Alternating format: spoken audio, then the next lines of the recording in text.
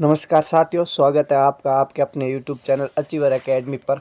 और आज की वीडियो में बात करने वाला हूँ आपके रिवीजन स्ट्रेटजी को लेकर। मतलब कि आपको एग्ज़ाम से पहले आप जब तैयारी कर रहे होते हो तो उस समय आपको किस साइंटिफिक रिवीजन तरीके को अपनाना चाहिए जिससे आप आगे बढ़ सकें। मतलब किन किन किन रिवीजन स्ट्रेटजी के साथ आपको चलना चाहिए जिससे आप आगे बढ़ सको, तो उस पर मैं बात करने वाला हूँ। और ये जो स्ट्रेटजी जो मैं बता रहा हूँ इस वीडियो में, ये 100% साइंटिफिक है। मतलब कि साइंस के अकॉर्डिंग ही ये मैंने बनाया है और इस पे मैंने 2 दिन रिसर्च करने के बाद इस वीडियो को बना रहा हूँ मैं आज। ठीक है, तो याद रखिए। और ऐसा आपको यूट्यूब पे कोई वीडियो नहीं मिलेगा जो इतनी मेहनत करने के बाद बनाया गया हो, जिसमें सारी चीज़ों को मैंने ऐड किया है कि किस तरह रिवीजन करना है, कौन सा रिवीजन कहाँ से करना है, टॉपिक को कैसे पढ़ना है।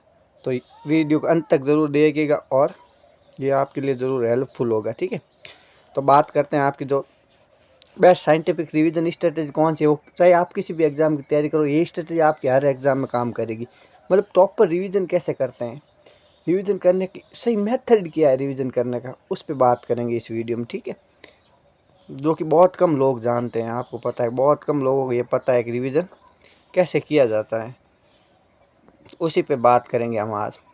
तो पहला जो नियम है रिवीजन का साइंटिफिक मेथड, वो रिवीजन का मेथड कहलाता है 80-20 का नियम अपनाएं। 80-20 का नियम अपनाने से क्या मतलब है सर?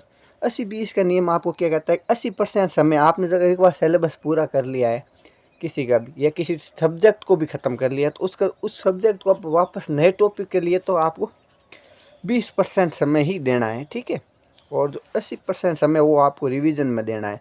मतलब 80% टाइम आपको रिवीजन के लिए निकालना है और 20% आपको नया टॉपिक पढ़ना है।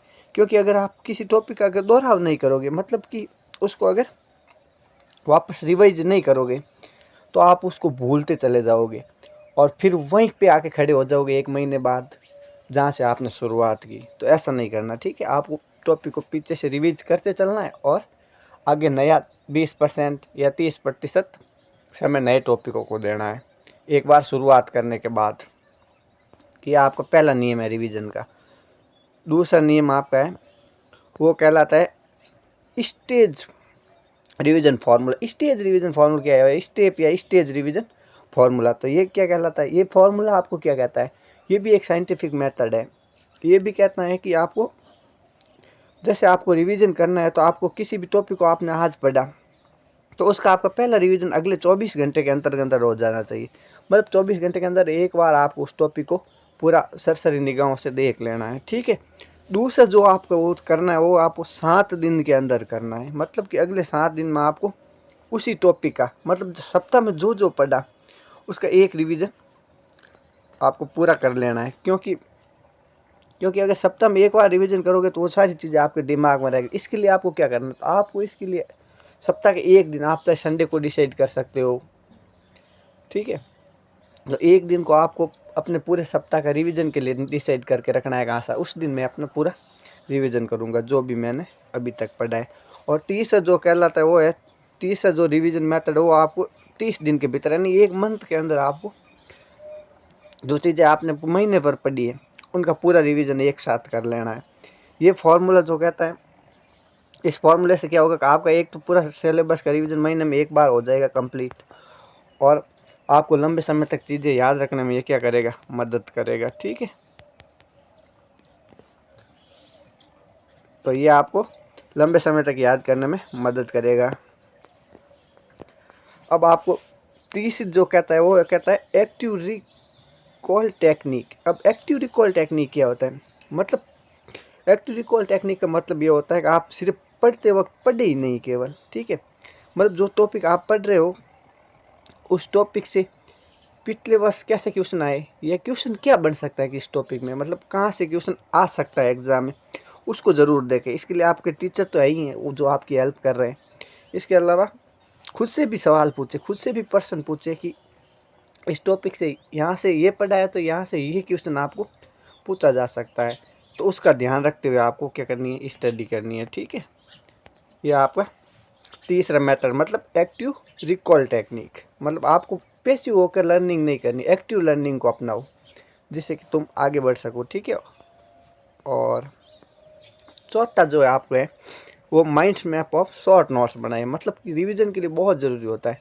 जैसे आपने कोई टॉपिक पढ़ा तो उसके शॉर्ट नोट्स पूरे एक पेज में माइंड मैप्स और शॉर्ट नोट्स मतलब जैसे आपको जियोग्राफी कोई टॉपिक पढ़ा तो उसका एक मैप बना लीजिए, क्योंकि मैप बना लेंगे तो मैप से चीज़ें ज़्यादा याद रहती है। और शॉर्ट नोट्स बनाए ताकि पूरे टॉपिक को तुम जब वो महीने वाला जो रिवीजन करो तो वो आसानी से कर पाओ, ठीक है। इसका मतलब शॉर्ट नोट्स और माइंड मैप्स का आप क्या करें, उपयोग करें रिवीजन के लिए। ये आपका चौथा मेथड कहता है। रिवीजन का आगे वाला जो मेथड है वो है पीवाईक्यू का अभ्यास। ये बहुत ज़रूरी होता है किसी भी एग्ज़ाम के लिए। पीवाईक्यू सबसे मोस्ट इम्पोर्टेंट होते हैं, क्योंकि अगर आपने पीवाईक्यू नहीं पढ़े तो फिर कुछ ही नहीं पढ़ा, मतलब सारा पढ़ा हुआ व्यर्थ है। क्योंकि पीवाईक्यू से आपको एक आइडिया आएगा कि क्वेश्चन कहाँ से आते हैं, कहाँ से बने हैं।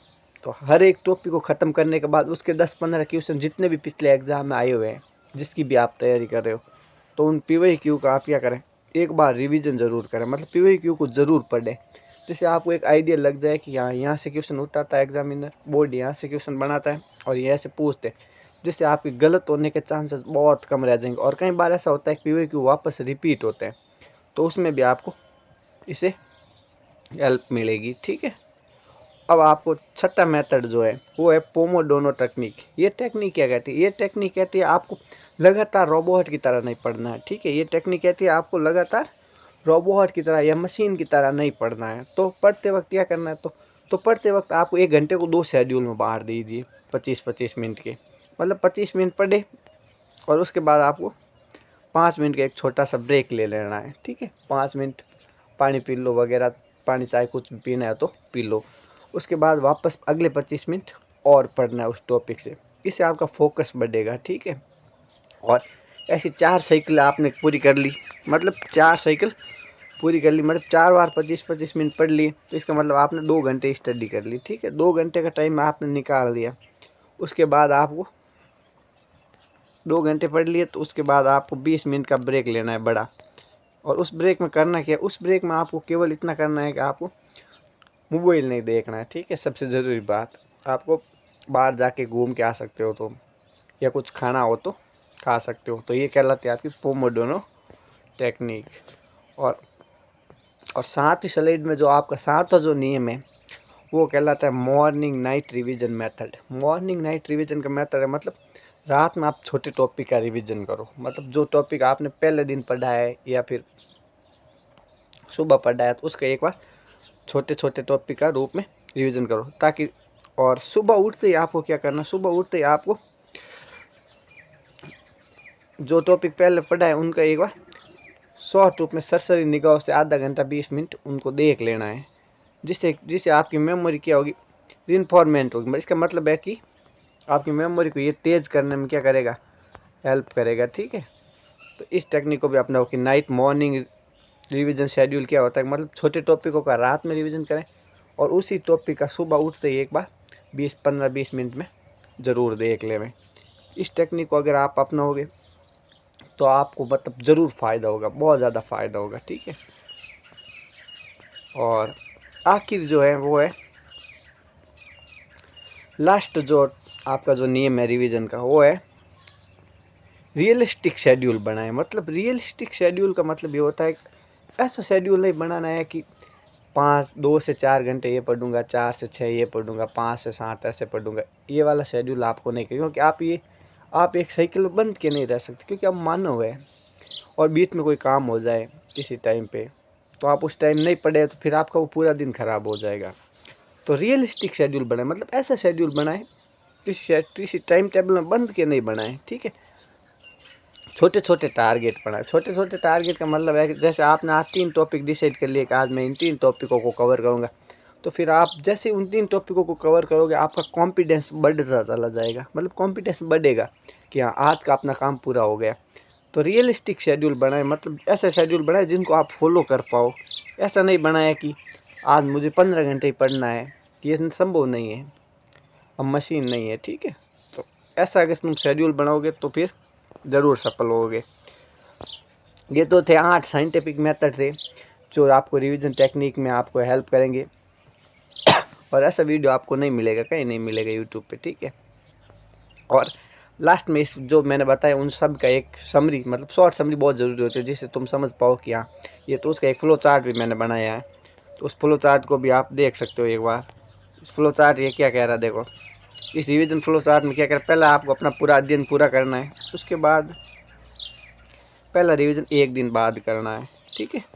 उसके बाद अपने नोट्स से पढ़ी करनी, मतलब दोबारा नोट्स को पढ़ो और महत्वपूर्ण बिंदुओं को क्या करो, हाईलाइट कर लो, ठीक है। और इसके बाद आपको दूसरा जो रिवीजन है वो 7 दिन बाद करना है, और उसमें क्या करना है, प्रैक्टिस क्वेश्चनों को हल करना है, और जो गलतियाँ रहेगी उनको चिन्हित करके आगे बढ़ जाओ, ठीक है। और उन पे काम करो, जो आपने गलतियाँ की उस पर काम करो। और तीसरा जो रिवीजन है वो 15 दिन बाद करो, और जो गलत हुए, जो क्वेश्चन गलत हुए, जो हाईलाइट किया आपने, उन चीज़ों का रिवीजन करो। किस टॉपिक में, तीसरे टाइम में।